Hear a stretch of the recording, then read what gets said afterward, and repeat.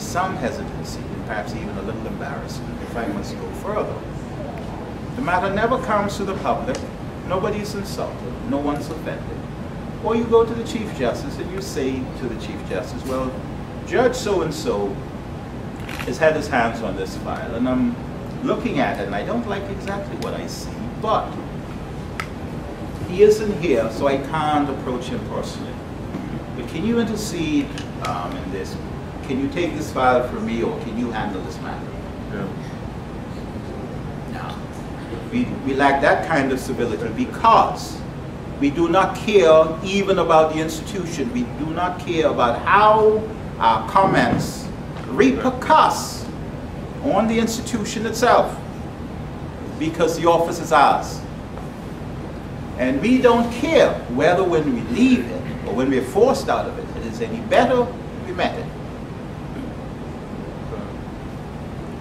One of the nice things, and you hear me talking about government high school, and I will tell you why it was important to me. Why I look back on it now in fascinating ways, because it was always at work,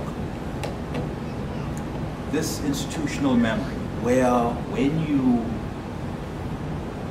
got there and you begin to relate to other people who were there, and you watch the way they moved. And even to this day, I'm reminded by some older men, you know, how they used to take me to school and all this sort of nonsense, as if they're trying to get me to pay for what they did for me back then, free of charge. That may be true, sure. I followed you, but you know, I don't owe you anything. But I know what they're talking about. I know what they're talking about. There was this ability to account for yourself, through yourself, for your friends, through your friends. The case of an institution that is so important, courts, you want it always to be appreciated that when the individual goes into that court, he is going to be subjected to a process and a procedure, not the whims of an individual.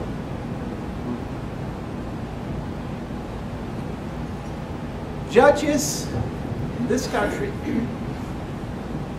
are blessed also in many ways. They don't have to account for anything. A judge can say, publish, and not ever be reprimanded. Say to a litigant, I think you're an embarrassment for behavior. Having nothing to do with the issue. That could never happen in England. It could never happen in other countries of the world. A judge can say about me that I'm going to pray for him. I'm not in court, mind you. I'm going to pray for you. And when I pray for you, bad things happen.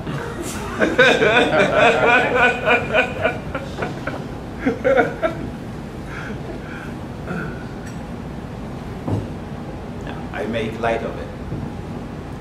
But after 30 years at the bar, it's become so trying. And indeed, it's become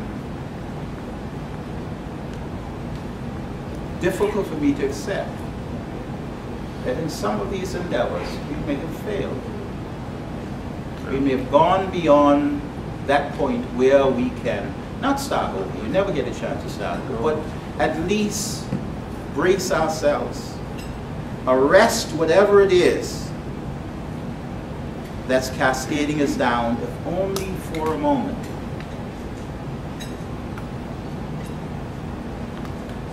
I cannot engage certain judges in this country on real issues. If I say to you that in this country, judges even disobey the Privy Council, you would find it amazing. Now I wonder if that is because most of you don't ever have the opportunity to have to come face to face with our judicial system. Is that possibly the reason why it is interesting but yet not that important? Because it has become a place where only criminals habituate.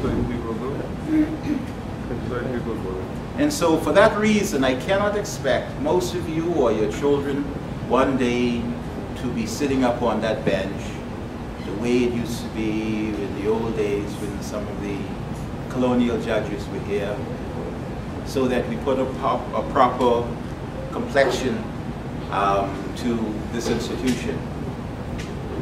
Because you know it's not sufficient for us always to pretend that we've got something which doesn't exist.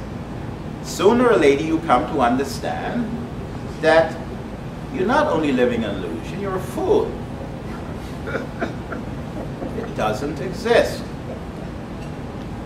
And then when you find, think back to those of you who read Montesquieu and Bastiat.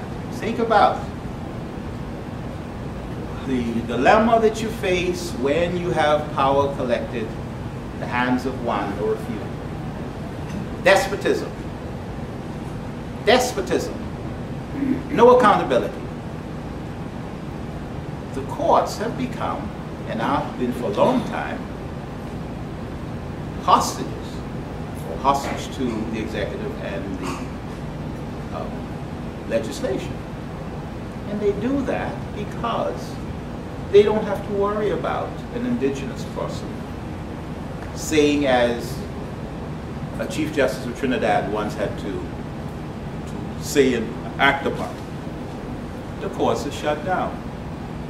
This product that we are marketing as judicial services is insufficient and inadequate for the people out there who rely upon it. And you close it down. You close it down. If that's what it takes to get the people's attention, you're going to have to do that. You're going to have to say we have no courts. We have no Court of Appeal. The Court of Appeal is not an appellate body anymore. The Court of Appeal has become and has constituted itself a trial court, taking issues not only with the judges below who decide cases that come up to them on appeal, but with the issues themselves as if they were a trial court. Now, that is a breakdown in process. That is a breakdown in institution. Trial courts differ from appellate courts. Appellate courts do not exist to terrorize appellate courts. The fascinating thing about it is this: if you have good trial courts, you have very few appeals. Here is a phenomenon. Do you realize that the Privy Council hears more cases than the House of Lords? You hardly ever get an appeal from the English Court of Appeal to the House of Lords. There are very few appeals which are decided. In fact, there are only, what, 12 law lords? Judicial Committee, the same law lords who sit in the House of Lords, sit on the Privy Council. You have a few exceptions because you've got some Privy Councillors who are not members of the House of Lords. They're from some of the Commonwealth countries, and they sometimes constitute a bench. But because, of course, you've got more countries which have cases coming up, and you look at it, and many of them because you've got weak judicial systems. And the Bahamas is especially notable. There's never been a Court of Appeal that's been reversed more than this Court of Appeal. Now, to their defense, because I must be fair, why is that so? Well, possibly because you don't have enough judges. The Court of Appeal is under strength, in my opinion, by about 6 or 7 judges. Which you have now is a kind of incestuousness going on. You have, because of the starving process, that is, you starve these courts of judges, so that even when you know, because the Constitution fixes a limit when these judges are supposed to be retiring, we know when in fact we're going to have a judge demitting office. And yet, they do not make preparation to replace them. So you now have the same judges having to sit and hear cases, sometimes on the same issues, and bringing the same prejudices and bringing the same understanding to issues, rather than having different benches, so that at the end of the day you have a better distillation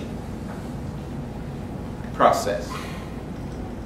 And you also, of course, enhance the institutional memory of this court. And so it becomes unfair, then, for the same judges to basically be hearing appeals from themselves, because